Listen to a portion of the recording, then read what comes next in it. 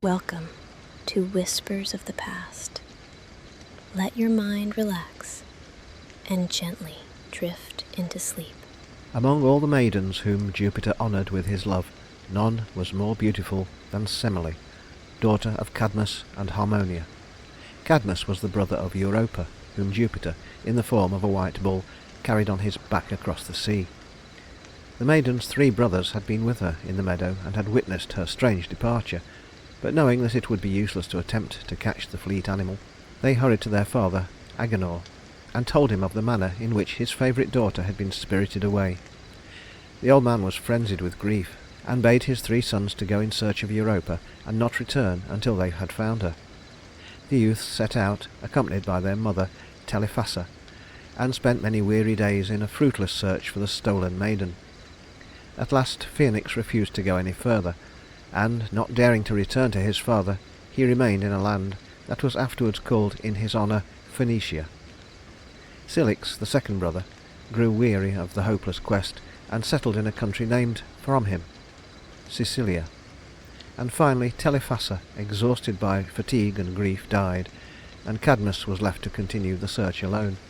He kept doggedly on for many days, and when he reached the town of Delphi he consulted the oracle, hoping to find some clue to help him. To his surprise the oracle gave this ambiguous answer: "Follow the cow and settle where she rests." Cadmus left the temple, and before he had journeyed far he saw a cow walking leisurely in front of him. Judging this to be the animal intended to guide him, he followed her, and on the way was joined by a curious crowd who were eager to see where the absurd procession would finally stop. Some hoped that by accompanying the hero on his march they might meet with new adventures. The cow at last lay down in Boeotia, and here Cadmus founded the city of Thebes. To reward Cadmus for his loving search for Europa, Jupiter gave him in marriage the fair Harmonia, daughter of Mars and Venus.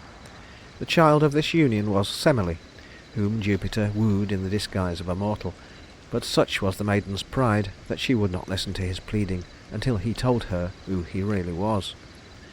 Then her love was easily won, for no pride could be above yielding to the ruler of Olympus. Jupiter was very happy in the society of Semele, and went down to earth many times to visit her, but it was inevitable that Juno should notice his frequent absences, and should set about finding out where the charm lay that lured him so often to the earth. When she discovered her beautiful rival, she decided upon an ingenious method of punishing her, and accordingly took the form of Semele's old nurse Beroe. By feigning a loving solicitude for her charge's welfare, she soon won the confidence of the unsuspecting maiden, and listened with well-concealed anger while Semele talked of her lover and showed her pride in having won the affections of the greatest of gods. The nurse was evidently delighted at Semele's happiness, but seemed worried over the new suitor's identity, and now and then expressed a doubt as to whether he really was the great Jupiter. On questioning the maiden more closely, she assumed a virtuous indignation when Semele admitted that her lover always visited her in the disguise of a mortal, and that she had only his word as proof of his divinity. Hearing this, the old woman urged Semele to make sure that it was no impostor who was playing on her credulity, and pricked the girl's pride by asking her why it was that Jupiter, if it were indeed he, should not honour her as he did the stately Juno by appearing before her in all his splendid majesty. Then the pretended nurse described the glory of Jupiter as it was seen by the dwellers in Olympus, and finally so worked upon Semele's pride and curiosity that the unsuspicious maiden promised to put her lover to the test. So when Jupiter came again, she begged him to grant her a favour, and the ruler of the gods, not knowing of Juno's wiles, readily promised to grant any request Semele might make. To further bind himself, he swore by the river Styx, the most terrible of all oaths. Then the maiden bade him return to Olympus, clothe himself in all his regal apparel, omitting no part of his terrible splendour, not even the dreaded thunderbolts, and having done this, return to her, that she might know he was indeed the awful Thunderer. Jupiter was dismayed at this request, for he knew that no mortal could endure the greatness of his glory. He begged Semele to ask another boon, but the maiden was obstinate and insisted upon her request being granted. Sorrowfully Jupiter returned to Olympus, and after robing himself in his fearful majesty, he dimmed the radiance wherever he could, wrapped about him the mildest lightning, and took in his hand the feeblest thunderbolt. To keep his promise he ascends and shrouds his awful brow in whirlwinds and in clouds, while all around, in terrible array, his thunders rattle and his lightnings play. Thus dreadfully adorned with horror bright, the illustrious god, descending from his height, came rushing on her in a storm of light. From Addison's Ovid, Metamorphoses, Book 3, line 302.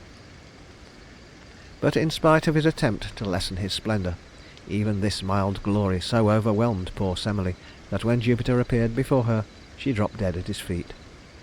In trying vainly to bring her back to life, Jupiter did not notice what havoc the lightning, that played about his head, was making in the palace. In a short time the whole place was reduced to ashes, and in the smouldering ruins the body of Semele was consumed. The only person who escaped uninjured was the infant son of Jupiter and Semele, the golden-haired Baccus. Having rescued his son from the burning palace, Jupiter first entrusted him to his aunt Ino, who cared for him as tenderly as if he were her own child. But the jealous hatred of Juno was not satisfied with the death of Semele, and she tried to extend her vengeance to Baccus by sending the fury Tisiphone to goad Athamas, the husband of Ino, into madness. As king of Thebes, Athamas had always been a kind ruler, but when the frenzy, inspired by cruel Juno, took possession of him, he imagined that his wife and children were wild beasts, and attempted to kill them. He did succeed in slaying Laarcus, but Ino and her other son, Melicertes, escaped from his murderous fury and afterwards became deities of the ocean. Not daring to leave the infant Baccus in such a household, and fearing the further persecutions of Juno, Jupiter took the boy to Mount Nysa, where the Nymphs, the Nysiades, guarded him faithfully. During his youth Baccus was made god of wine and revels, and was entrusted to the tutorship of Silenus, one of the most famous of the satyrs. This jovial old man had a bald head, pointed ears, a fat red face, and a body that was half man and half goat. As he carried a wine bag with him wherever he went, he was generally tipsy, and would have broken his neck long before reaching old age if he had tried to walk unsupported, but some of Baccus's chosen band of followers always held him up on either side, or, when they themselves were unsteady, set him on an ass's back. Thus protected he roamed around with Baccus, and taught him all the craft of wine-growing and the making of choicest wine. The young god soon became a master of revels, and had a large train of followers composed of men and women, nymphs, fauns, and satyrs. They were usually crowned with ivy leaves, and were always drinking wine, eating grapes, singing and dancing. The most unruly among them were the Bacchantes, who, though women, were often so crazed with wine and the excitement of their dancing that they committed such inhuman crimes as tearing the musician Orpheus to pieces. Wherever Baccus travelled, and it was far and wide, he taught the people the art of cultivating grapes and making wine. He was always welcome, and when they knew he was approaching, men, women, and children flocked to meet him and his merry company. Juno tried hard to check his triumphant progress, but she did not dare take his life for fear of Jupiter's wrath, so she afflicted him with a kind of madness that drove him forth a wanderer alone over the earth. He had many adventures during this unhappy period, and finally landed in Phrygia, where the goddess Rhea cured him and taught him her religious rites. After this he wandered in Asia and India, teaching the people the wonderful new art of making wine.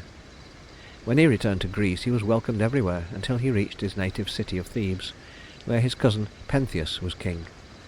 When Pentheus heard that the people were flocking out of the gates to meet Baccus and his revellers, he tried to stop the excited crowds and force them to return. In vain he pleaded, commanded, threatened. Men and women and even children were eager to join the revels, and would not turn back. Then Pentheus sent some of his servants to seize Baccus and bring him a prisoner to the city. Soon the messengers returned, but they had not succeeded in getting near the god, so great was the crowd that pressed eagerly around him. They had, however, captured one of his followers, and when they dragged their prisoner before the king, he stood in the presence of the angry monarch, without any sign of fear in his calm face. Pentheus commanded the man to tell what sort of revelry and rites were performed under the leadership of Baccus, and threatened to put him instantly to death if he did not tell the truth. The prisoner smiled at the king's anger, and seemed quite undisturbed by the threats against his life. He refused to tell anything of the ceremonies attending the worship of Baccus, but began calmly to relate his own story. He said that his name was Acetes of Maeonia, and that he was a poor fisherman by birth, but had himself learned the pilot's art of steering by the stars. He had thus become master of a cruising vessel, and once, when he was near the island of Dia, he sent some of his men to shore for fresh water.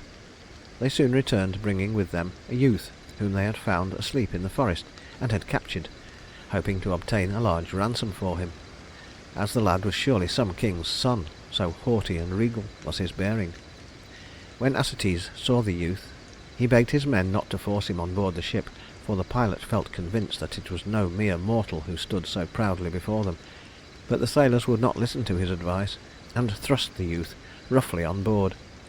Then Acetes refused to steer the ship, but the men only laughed and declared that they could pilot the craft as well as he. An angry discussion took place on the decks, and soon the quarrelling grew so loud that the captured youth, who had been gazing listlessly over the sea, turned to the wrangling crew and asked in what direction the ship was sailing. "We will steer wherever you wish to go," replied one of the men, with a wink at his companions. "Then sail back to Naxos, for that is my home," said the youth. The sailors promised to do so, but turned the ship towards Egypt, where they hoped to sell their prize for a large sum in gold. Acetes made several brave attempts to get possession of the helm and steer for Naxos, but the sailors struck him down and threatened to throw him overboard if he interfered in their plans. Soon the lad seemed to notice that the familiar shores were receding, and anxiously inquired if they were really sailing towards Naxos. He begged them not to ill-treat a friendless boy, but to let him return home in safety. Then the crew, weary of their pretence, told him brutally that he was being taken to Egypt to be sold as a slave, and that he could try his pretty speeches on his future master. The youth did not reply to these taunts, but looked calmly at the jeering sailors, and raised his hand above his head. Immediately the ship stopped, as if it had been suddenly rooted to the sea, and though the men pulled frantically at the oars, not an inch could the vessel move. Then, as in a dream, they saw ivy twining rapidly about the sails and wrapping the oars in its strong tendrils. A vine with its heavy clusters of grapes clung to the mast and the sides of the ship. There was the delicious smell of crushed fruit in the air, and the fragrance of new-made wine. The sailors stared at the transformed ship and at the captured youth, who now shook off his mask of simplicity and appeared before them in all his godlike beauty, for it was no other than the divine Baccus, whom they had derided and hoped to sell as a slave. The sound of flutes was heard all around him, and the shrill notes of the pipes. At the feet of Baccus crouched tigers, lynxes, and panthers, and the god himself bore in his hand a staff wreathed with ivy. Then terror seized the trembling sailors, and they sprang madly over the side of the ship, but as soon as they touched the water they were changed into dolphins. Only Acetes was left standing on the deck before the smiling Baccus, who bade him have no fear, but take the helm and steer straight for Naxos. The pilot gladly obeyed, and soon reached the desired port, where he left his ship and became a follower of the god of wine. When Acetes finished this remarkable story, King Pentheus swore that not a word of it was true, and ordered his prisoner to be taken away at once and executed. The soldiers threw Acetes into a jungle, but while the preparations for his execution were being made, his chains suddenly dropped off, and his prison doors flew open. When the jailers came to lead him to his death, he was nowhere to be found. Meanwhile the king had learned that the people were thronging around Baccus on the Cithaeron mountains just outside the city, and were eagerly joining in all the joyous rites that attended the worship of the god of wine. The shouts of the Bacchanals filled the air, and in spite of his anger against them, Pentheus was curious to see what these ceremonies were that occasioned such roisterous mirth. So he disguised himself as a beggar, and joined the shouting crowd that surrounded Baccus and his followers. The noisiest of the revellers were the Bacchantes, who danced and sang in a very frenzy of excitement as they tossed their ivy wreaths into the air and poured the red wine recklessly upon the ground. When this group, flushed with wine and half-clad, whirled madly toward him, the king was astonished to see among them his own mother Agave. as he leaned nearer to the shouting dancers, wondering how his mother came to join in such orgies, she suddenly saw him, and pointing a finger at his shrinking figure, cried, "There is the monster who prowls in our woods. Come on, sisters, I will be the first to strike the wild boar." Blinded by the madness that Baccus had purposely inspired, she rushed upon the terrified king, followed by the crowd of half-crazed Bacchantes. In vain did Pentheus cry out that he was her son. Agave and her companions trampled him down in their fierce onslaught, and in a moment tore him to pieces. Thus was the worship of Baccus established in Greece. The spot that the god of wine loved best was the island of Naxos, and here he spent much of his time when he was not wandering over the earth to teach the art of making wine. One day Baccus was walking on the seashore with his ivy-crowned company, who followed him, singing and dancing to the music of their shrill pipes. As they neared a spot where the rocks rise like a cliff above the water's edge, they discovered a maiden sitting on the white sand. This was Ariadne, who had been deserted by her lover Theseus, and left to pine away alone on the island. For days Ariadne had sat looking mournfully out over the sea, and now when Baccus with his joyous group of revellers suddenly broke in upon the silence of her solitude, she was frightened by the sight of so many strangers. Baccus soothed her fears, and in a short time so won the maiden's confidence that he persuaded her to become his wife. Ariadne was quite content to stay on the island with such a merry company, and if she ever felt any regret over the faithless Theseus, it was soon forgotten in the joy of the wedding celebrations, which lasted for several days. As a marriage gift, Baccus placed on Ariadne's white forehead a crown adorned with 7 glittering stars, but wonderful as it was, it did not eclipse the beauty of the wearer. The happiness of the newly wedded pair did not last long, however, for in a few months Ariadne sickened and died. After her death, Baccus left the island, and did not return there for many years. But before he set sail he took Ariadne's crown and threw it up into the sky, where it forms a brilliant constellation known as Corona.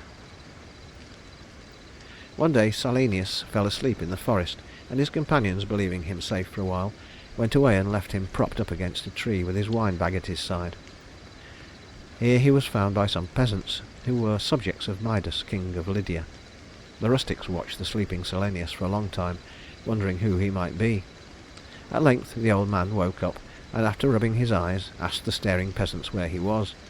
As he received no answer to his question, Silenus motioned to the rustics to help him up, and then started to hunt for Baccus and his lost companions.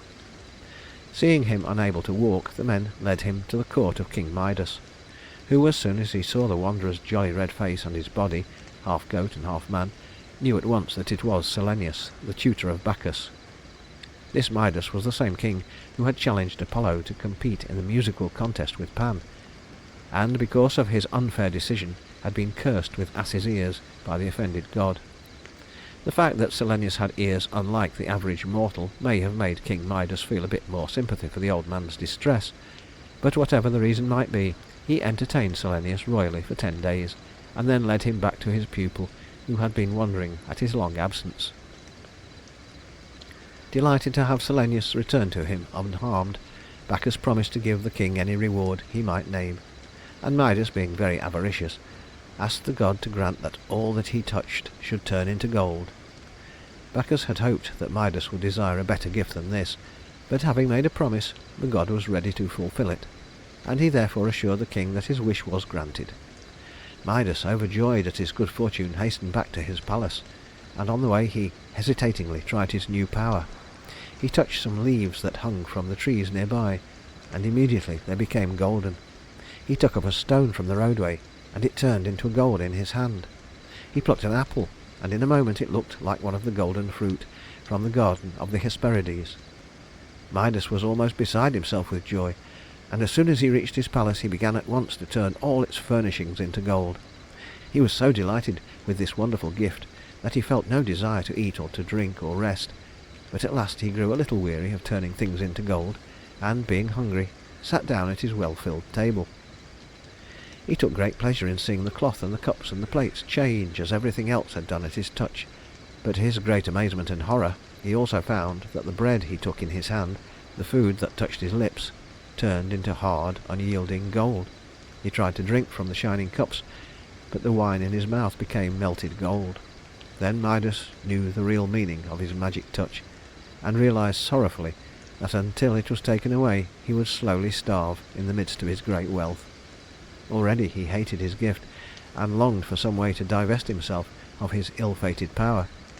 He cried aloud to Baccus for help, but no answer came to his prayers.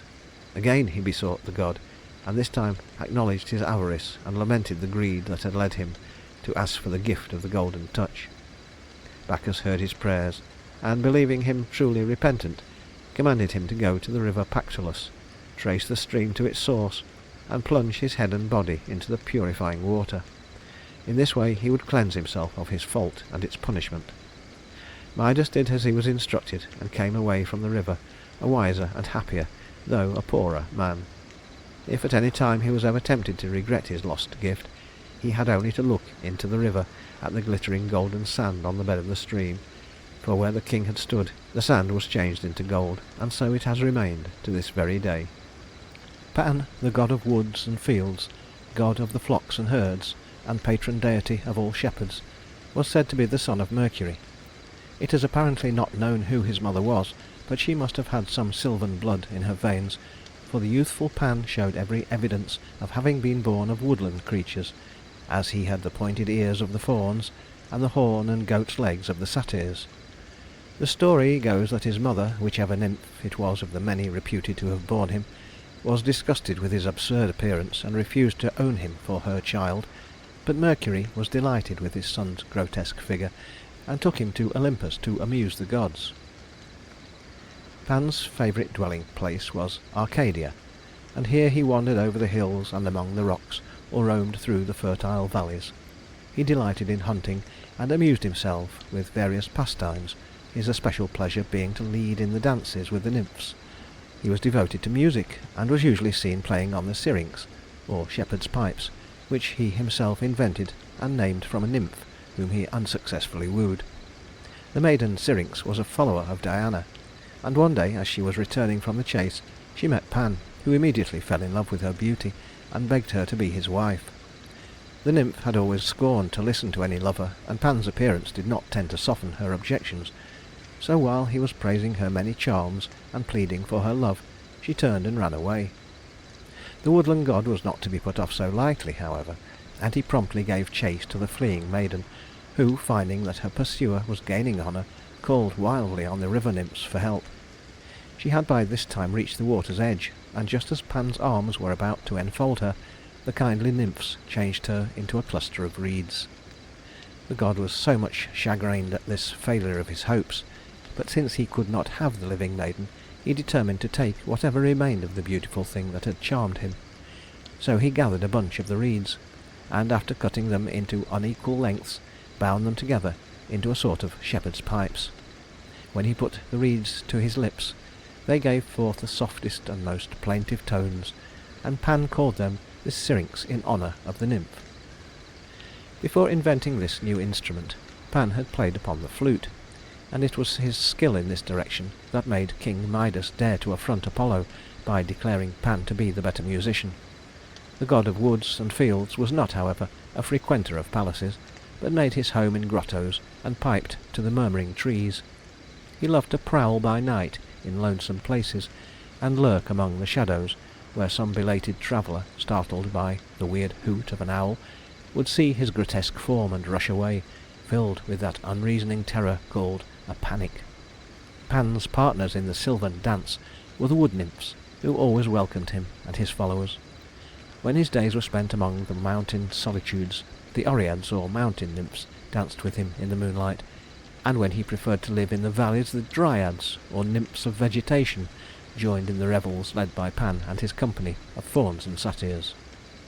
The Naiades, the beautiful water nymphs, who dwelt in the clear depths of the fountains, did not come out of their quiet haunts to take part in the merriment, nor did the shy Hamadryads leave the safe shelter of their trees to mingle in the joyous dance. Among these latter nymphs, each had her particular tree, and lived and died with the one entrusted to her care. It was held, therefore, to be an act of wanton cruelty to destroy or even mar a tree, lest the Hamadryad who inhabited it should be hurt and possibly killed. It was unwise to break off a flower recklessly, or to pull it rudely from the earth, for in this humble form might be lodged the spirit of some woodland creature. Such a sad mistake did Dryope once make, and suffered for her carelessness by being changed from a mortal into a Hamadryad. Dryope was a beautiful young princess, the wife of Andrymon, and the mother of a golden-haired boy. Every day she carried her child to a small lake near the palace and let him gather the gaily coloured flowers that grew on the water's edge. One day, as she wandered by the lake, Dryope saw a lotus blossom and pointed it out to her little son, who immediately tried to pluck it. As it was much beyond his reach, his mother leaned over the water and broke it off the stem. To her surprise, she saw drops of blood slowly oozing from the stem, and as the boy eagerly grasped the lovely flower in his chubby hand, a crimson stream trickled through his clasped fingers. He dropped the blossom with a frightened cry and ran screaming to the palace, while Dryope stood looking down bewildered at the bleeding flower. Just then she heard a voice telling her that she had killed the nymph Lotis, who, to escape from the arms of the hateful god Priapus, had taken the form of a lotus. When Dryope realized the dreadful thing that she had unknowingly done, she turned pale with fright and would have hurried away from the unlucky spot, but when she tried to turn from the sight of the dying flower, she found that she could not move. Her feet seemed rooted to the ground, and as she looked down she was horrified to see that a rough bark was beginning to enclose her limbs. With dreadful rapidity it spread upward, and soon encircled her whole body, while her arms changed into twisted branches and her hands into green leaves. In vain she called to her husband and her friends for help. When they arrived, there was nothing left of the fair Dryope but her tear-stained face, which was covered all too soon by the cruel bark. Just before she disappeared completely from their sight, she begged that her little son might be taught to play beneath her branches. And when, in all the after days, the boy sat willingly beside the tree and listened to the soft rustling of its leaves, the passers-by would say, "Dryope is whispering to her child." The danger of recklessly destroying any tree is shown by the story of Erysichthon, who dared to defy the goddess Ceres, and so received a fitting punishment. There was a certain grove of trees sacred to Ceres, and among them was a lofty oak on which votive tablets were often hung, and around which the nymphs and dryads danced hand in hand. Erysichthon ordered his servants to cut down this venerable oak, and when they hesitated, telling him that it was a tree beloved by Ceres and should not suffer such a sacrilege, he seized the axe himself and made a deep gash in the trunk. To the great horror of those who stood by, blood began to flow from the wound, and as Erysichthon was about to deal the tree another blow, one of his servants caught at his arm, imploring him not to touch the oak again, for the blood showed that a Hamadryad was being wounded. Maddened at this interference, and determined to carry out his brutal will, Erysichthon declared that he would cut down the tree if by so doing he killed a dozen dryads. He lifted his axe for a mighty stroke, and as the servant again sought to stay his arm, he turned fiercely and killed the man with one swift blow. Then he proceeded to fell the tree, and soon it was lying, bruised and bleeding, on the ground. The nymphs rushed to Ceres and begged her to punish this wicked violation of her grove. The goddess promised that Erysichthon's deed should not go unpunished, and sent an Oread to the remote part of Scythia, where the ice lies thick on the dreary soil and the land is always desolate. Here dwell drowsy cold and paleness and shuddering and dreadful famine.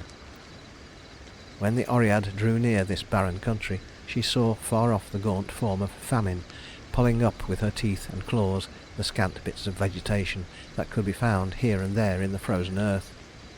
The nymph did not want to linger near the dreadful form of Famine, lest the hag should reach out her lean finger and touch the maiden's robes, so she hurriedly delivered the message of Ceres and sped quickly back to her own fair land of Thessaly. Not daring to disobey the goddess's command, Famine left her dreary country and sought out the home of Erysichthon. She found him asleep, and as he slept she enfolded him with her wings and breathed into his nostrils her deadly breath. Then she returned to her frantic digging in the unyielding soil. When Erysichthon awoke, he was at once consumed with a fierce desire for food, But however much he ate, the terrible craving never ceased. All day long he devoured things greedily, but at night his hunger was still unsatisfied. His servants piled up food in enormous quantities before him, but the gnawing pangs of hunger never left him. He spent all his wealth in a vain attempt to buy enough food to appease the insatiable monster within him. But though he at last sold all that he had, even to his house and his clothing, it was not enough to buy him the food he craved. There was nothing left him now but his daughter, and, frenzied by his hunger, he offered to sell her to a slave dealer. The girl pitied her father's sufferings and would have done anything to help him, but she resented his baseness in selling her, for she came of a noble race. While her purchaser was disputing with her father over the price, the maiden, who was standing on the seashore a short distance away from her new master, implored Neptune to save her from the disgrace of being sold as a slave. The kindly sea god heard her cry, and changed her into an old fisherwoman. When the bargain between Erysichthon and the dealer was settled, the man looked round for his new purchase, but she was nowhere to be seen. The only person on the seashore, beside the brutal bargainers, was an old woman who was sat mending her net. The irate owner searched in vain for his slave, and even asked the fisherwoman if she had seen a weeping maiden.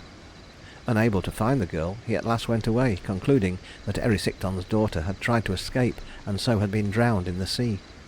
The maiden was rejoiced at her deliverance, but her cruel father, on seeing her regain her own form, decided that this was an easy way of making the money he desperately needed.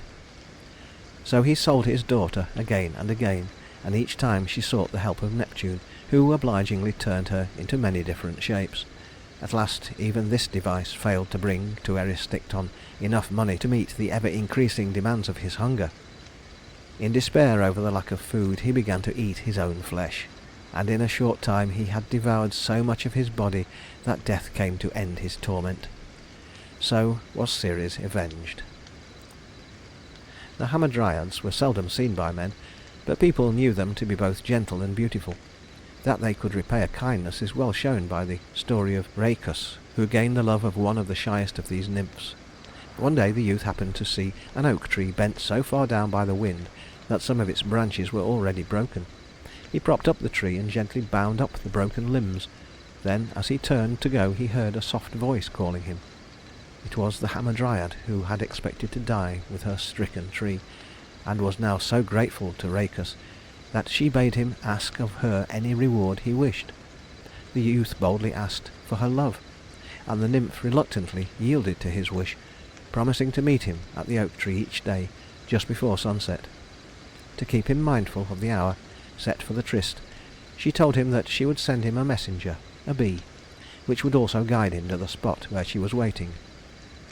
Baccus was very happy with the Hamadryad, and never failed to follow the flight of the bee that came each day at sunset to lead him to the trysting place.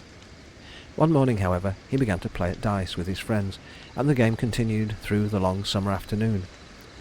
As it drew towards sunset, Baccus forgot that it was his hour to meet the Dryad, and continued his game, even though he noticed vaguely that a bee was buzzing near him.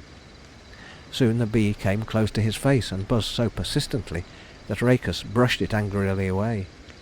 Each time he tried to shake it off, it came buzzing back, and at last he struck at it so viciously that it fell to the ground. Then in a flash Baccus remembered his promise to the Dryad, and throwing away his dice he hurried to the trysting place. He called to the nymph and begged her to come to him once more, but no sweet face appeared, though a voice spoke from the heart of the oak tree bidding him a sad farewell. Baccus had already repented bitterly of his forgetfulness, but nothing could restore him to favour. He sat all night beside the oak tree, but the Dryad never came to him again. Vesta was the oldest son of Saturn and Rhea, and was the goddess of the family hearth. As the hearth was the basis of all domestic ties, Vesta was considered the guardian of family happiness, and her worship was an essential part of the family life. The hearth in ancient days had a much greater significance than in modern times, for it was the centre of the household, around which the family gathered for their common meal and common worship. On the hearth, as an altar fire, the head of the household offered prayers and sacrifices, and it made a bond of union so generally recognized that he who partook of food there, or who shared in the family worship, could ever afterward lay claim to the master's hospitality. If a suppliant was seeking protection from any danger, it was to a man's hearth that he came, as a sure place of refuge. The flames that burned on this family altar were sacred to the goddess Vesta, and prayers for domestic happiness and the household's welfare were usually offered to her. Thus the fire burning on the hearth of each dwelling was a perpetual worship of the beneficent Vesta, and even the sacrifices made to other gods were partly in her honour, for whenever the flames were rekindled, a prayer was offered to the goddess of the family fireside.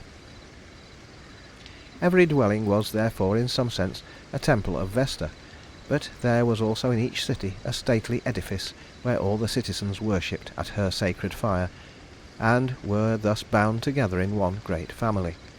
In Rome, where the worship of Vesta was most celebrated, a beautiful circular temple dedicated to the goddess stood in the Forum.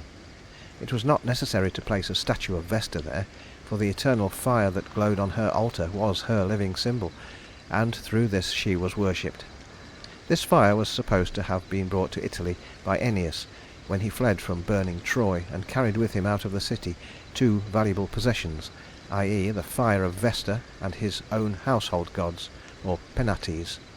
When a colony was sent out from any city, the emigrants took some of the fire from the temple of Vesta in the mother town and guarded it during their voyages, that they might use its flames to light the fires that were to burn on the hearths of the new homes. Each city cherished carefully the fire that was sacred to Vesta, and never allowed it to burn out, for it was an evil omen, sure to presage disaster. If by any chance it was allowed to become extinct, it was never relit from any ordinary fire, but was kindled with a spark produced by friction, or by drawing fire from the sun's rays through a glass. The temple at Rome was the most famous of those dedicated to Vesta, for here was the school of the Vestal virgins, whose duty it was to tend her ever-living fire. As any neglect on their part might bring some public calamity upon Rome, this altar was jealously guarded, and when, as it sometimes happened, enemies threatened the city, the Vestals carried the fire of Vesta down the Tiber and kept it in concealment until the danger was over. Since so much depended on the watchfulness and fidelity of the Vestals, the office of priestess to the temple was held in high honour, and the maidens were chosen from the noblest families of Rome. They entered the service at the very youthful age of 6, and spent 30 years in the temple. The first 10 years were devoted to learning their important duties.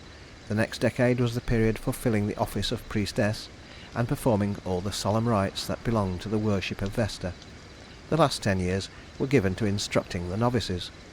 When the 30 years of service were over, the Vestals could continue in the temple, or leave it and marry if they desired, but so holy were the virgins thought to become through their long residence in the temple, that it was held a sort of sacrilege for any man to marry them. Therefore the priestesses usually died as they had lived in the service of the goddess. The chief duty of the Vestals was to watch in turns, by night and day, the sacred fire of Vesta, and to see that the flames never grew dim. During their entire period of service they were obliged to keep the strictest vows of chastity, under penalty of being buried alive in a vaulted room built especially for this purpose by the king Numa Pompilius. The Vestals were, however, so true to all the vows made at the great altar fire that in 1,000 years only 18 failed their promises and thus suffered punishment. The story is told that the Vestal Tuccia was accused of having broken her vow, but was able to prove her purity by being given the miraculous power to carry water in a sieve from the Tiber to the temple. Though the restrictions placed on the Vestals were severe, and the rules of their order were pitilessly enforced, yet the privileges that they enjoyed were such as to raise them in dignity above the other women of Rome. They were all entirely released from all parental authority.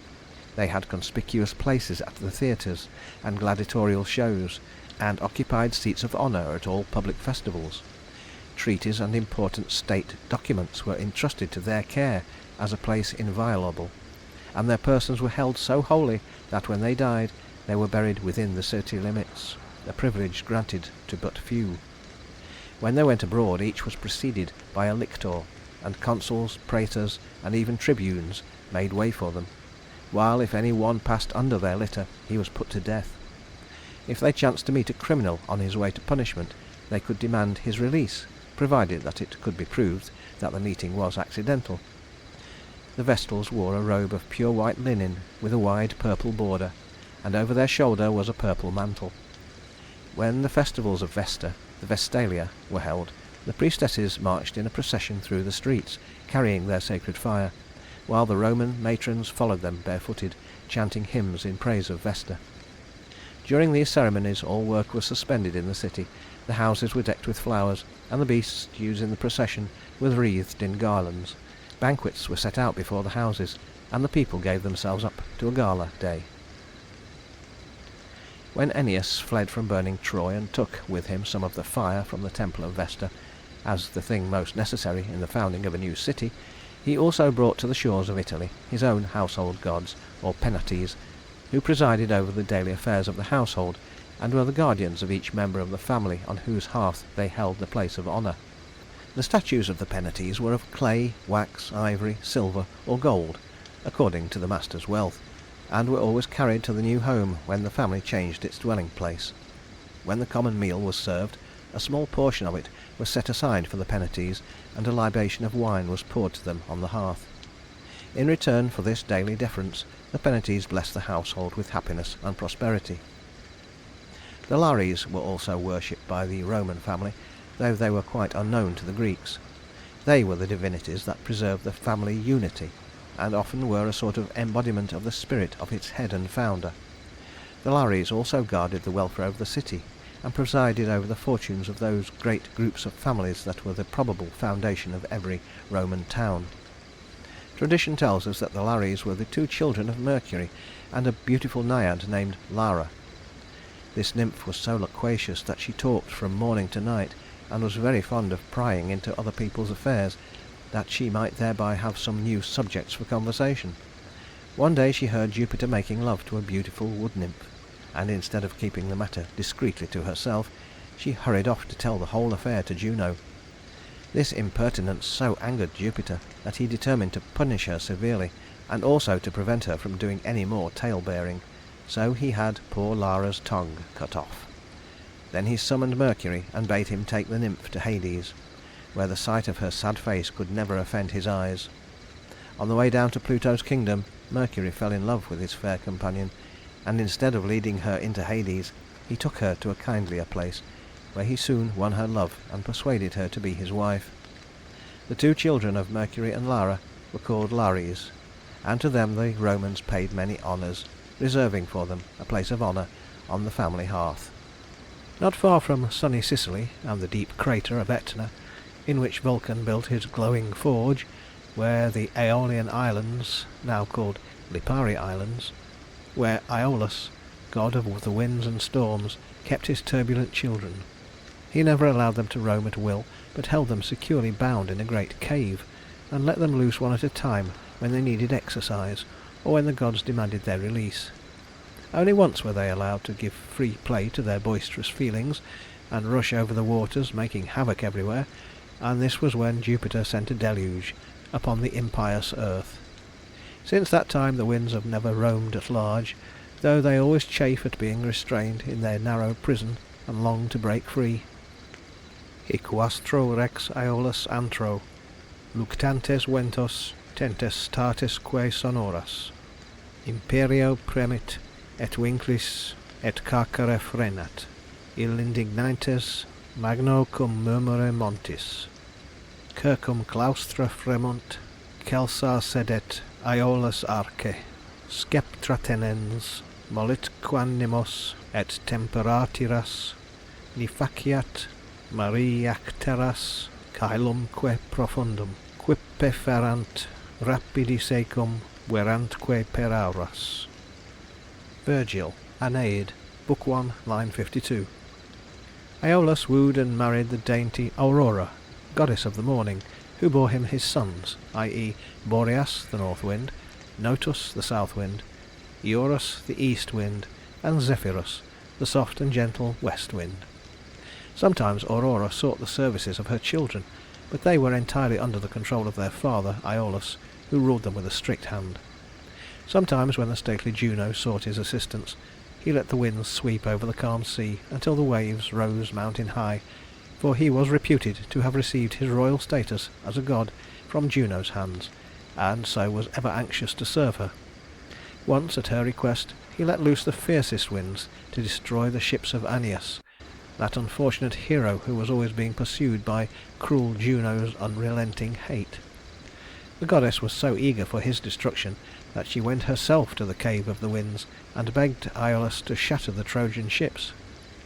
So a terrible storm broke over the sea, and the winds drove the vessels of Aeneas far out of their course, scattering them here and there until no two could see the other amid the fury of the tempest.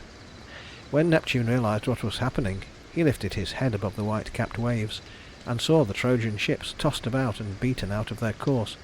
As he himself had given no commands for such a storm, he knew that it was the never-ending hatred of Juno for the Trojans that had brought about their disaster. But the sea, and all that therein is, was Neptune's to control, and he was justly angry with Juno's interference. So he recalled the winds from their mad race and bade the storm cease. Quite differently did Iolaus treat another famous hero, Ulysses, whose ships, on the long homeward journey, touched at the Lipari Islands. Here the wanderer was hospitably entertained by Iolaus, and when he set sail again, the kindly god sent the west wind to blow the ships gently over the sea, while he shut up the blustering winds in a leather bag and tied it with a silver string. This bag he gave to Ulysses, the sagacious, and bade him keep it closed until the journey was over. For 9 days and nights the hero stood at the helm watching, while the west wind bore the ships along without the help of oars. At last, exhausted by his long vigil, Ulysses fell asleep, and the sailors, believing that the bag contained treasure that King Iolaus had generously given, untied the string and freed the roistering winds. The ships were now driven hither and thither by the madly rushing winds, and were tossed over the sea far away from the longed-for Ithaca. Finally they were blown back to the Lipari Islands, where Iolaus received them but coldly, and refused to help them further.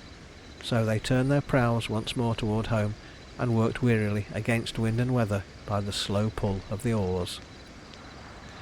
The Athenians built a temple to Iolaus, which is still extant, and is generally known as the Tower of the Winds, or the Temple of Iolaus. The structure is hexagonal, and on each side there is a flying figure of one of the winds. Notus, or Auster, the south wind, was usually represented by an old man with dusky wings. He is clad in a black robe, and his head is covered with clouds, for he sends the rains and sudden showers.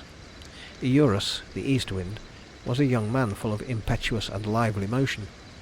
Chorus, the northwest wind, drove clouds of snow before him, and Boreas was a figure rough and shivering. Zephyrus had a lapful of flowers, and was the one wind sent to play among children. Boreas was the bringer of hail and tempests, and when he wooed the nymph Orithyia, he sought in vain to approach her gently, and to breathe his love softly, but he could not sigh, and his lightest whisper frightened the maiden by its harshness. So Boreas gave up attempting to win her by gentle means, and boldly carried her off to his home in the midst of snow and ice. Their children were Zetes and Calais, winged warriors who accompanied the Argonauts on their famous expedition, and performed a valuable service in driving away the Harpies.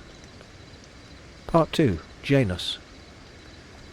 Janus, god of the past, present and future, of gates and entrances, of war and peace, was said to be the son of Apollo, but as he is a Roman god and entirely unknown to Greek mythology, his ancestry is a matter of doubt. He presided over the beginning of everything, and was therefore invoked first in every undertaking, even before Jupiter.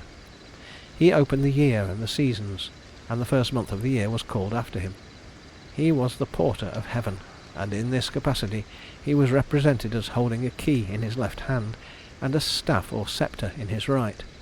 On earth he was the guardian deity of gates, and as such he had always two faces turned in opposite directions, because every door looks both ways. Another explanation of his physical duality is that as god of the past and future he sees what is behind and what is before. Janus was also considered an emblem of the sun, and had therefore two faces, one to look at its rising and one to see its setting. Sometimes these faces were alike, but more often they were represented by a white-haired and white-bearded old man on the one side and a smooth-cheeked youth on the other. At Rome, Numa Pompilius is said to have dedicated to Janus the covered passage, erroneously called a temple, that stood close by the Forum. This was kept open in times of war and closed in times of peace, but such was the belligerent nature of the Romans that the gates were closed but 3 times in 700 years, and then only for a short period.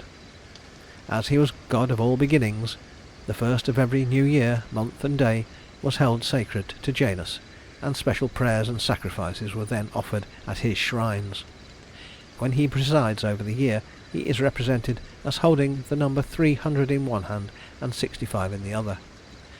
Festivals in honour of Janus were celebrated on the first day of the new year, and on this day people exchanged visits, good wishes and gifts, which usually consisted of sweetmeats and copper coins, showing on the one side the double head of Janus. The sacrifices offered to Janus on New Year's Day and at other times of beginnings were barley, incense, cakes and wine. Part 3. Iris and Aurora. Iris was the special attendant of Juno, and was often employed as a messenger by both Juno and Jupiter.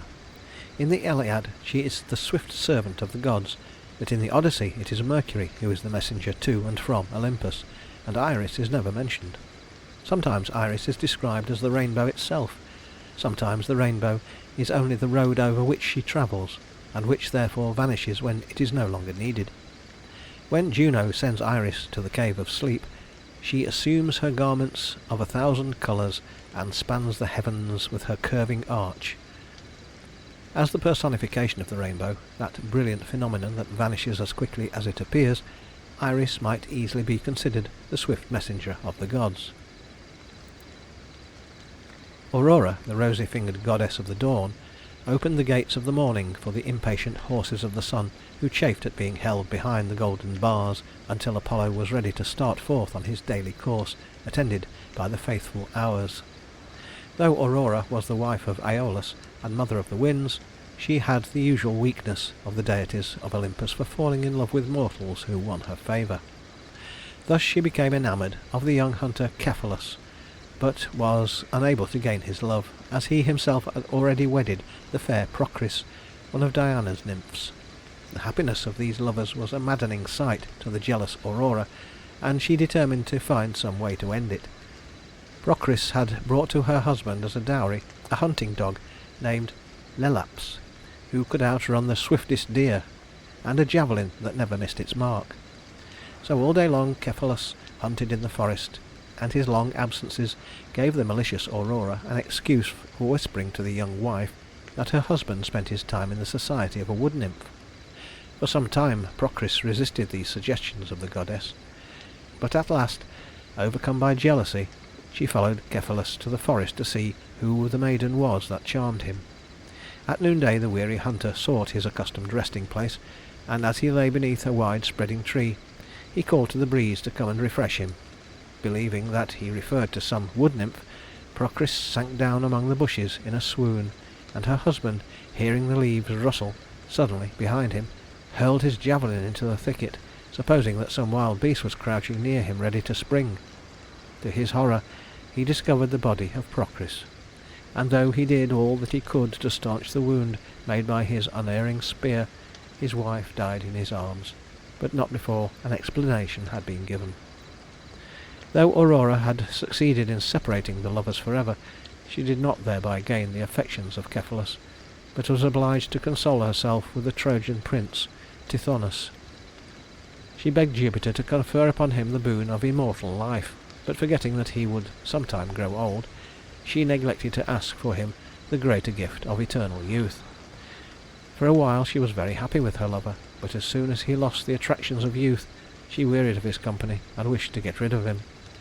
She shut him up in a room of her palace, where his feeble voice could often be heard, and then, knowing that he would never die, she cruelly changed him into a grasshopper. The son of Aurora and Tithonus was Memnon, who became king of the Ethiopians, and went with a band of warriors to help his kindred in the Trojan War. He fought bravely, but at length met his death at the hands of Achilles. When he fell on the battlefield, Aurora commanded her sons, the winds, to carry his body to the banks of the river Aesepus in Asia Minor, where a tomb was erected to his memory. To honour him further, Jupiter caused the sparks and cinders from his funeral pyre to be changed into birds, which divided into 2 flocks, and fought until they fell into the flames. Every year, on the anniversary of Memnon's death, the birds returned to celebrate the funeral rites in this same strange way. When the flames from the funeral pyre had burned out, Aurora sat by the ashes of her son, weeping and mourning his loss, and the many tears that she shed turned into glistening dewdrops. In Egypt there were 2 colossal statues, one of which was said to be the statue of Memnon, and tradition tells that, when the first rays of morning fell upon it, it gave forth a sound like the snapping of harp strings. Part 4. Flora, Vertumnus, and Pomona. Flora, goddess of flowers and of spring, was not among the deities worshipped in Greece, but was everywhere honoured among the Romans.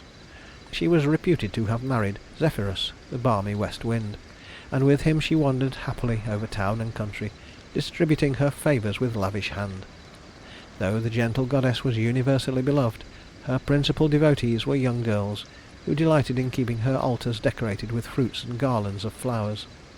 Her festivals were held during the month of May, and were called the Floralia. Vertumnus and Pomona were also Roman deities, and presided over orchards and gardens. Pomona was a hamadryad, and was so devoted to the care of her trees that she scorned the idea of love. Fauns and satyrs sought to woo her, and Silvanus, a woodland deity, tried in vain to approach her. Even the wily Pan was never able to come near enough to her to urge his suit, but the youthful god Vertumnus was not to be discouraged by the nymph's coldness, and determined to win her for his wife. Hoping to catch her eyes and so get speech with her, he assumed various disguises. How often did he carry the ears of corn in a basket, under the guise of a hardy reaper? How often he bore a whip in his sturdy hand, so that you would have sworn he had that instant been unyoking the wearied oxen. Now he was carrying a ladder, and you would suppose he was going to gather fruit. Sometimes he was a soldier with a sword, and sometimes a fisherman taking up the rod. From Ovid Metamorphoses, Book 14, line 645. But no attractions in the form of man could induce Pomona to leave her orchard, or to admit one of the hated beings. At last the resourceful Vertumnus hit upon the plan that brought him well-earned success. Having bound his brows with a coloured cap, leaning on a stick, and with white hair falling around his temples, he assumed the shape of an old woman, and entered the well-cultivated gardens. From Ovid Metamorphoses, Book 14, line 655. After praising the fruit and flowers, the pretended old woman began to ask Pomona why she had persistently remained unwed, and told her how foolish it was to fly from love. Much to the surprise of Vertumnus, the maiden seemed to receive this advice very kindly, and when he went on to speak of a certain youthful god who had long sought her love, he was delighted at gaining the confession from Pomona that she might be willing to listen to Vertumnus if he came to woo. At this admission, the bold lover threw off his disguise, and claimed the fulfilment of the maiden's promise.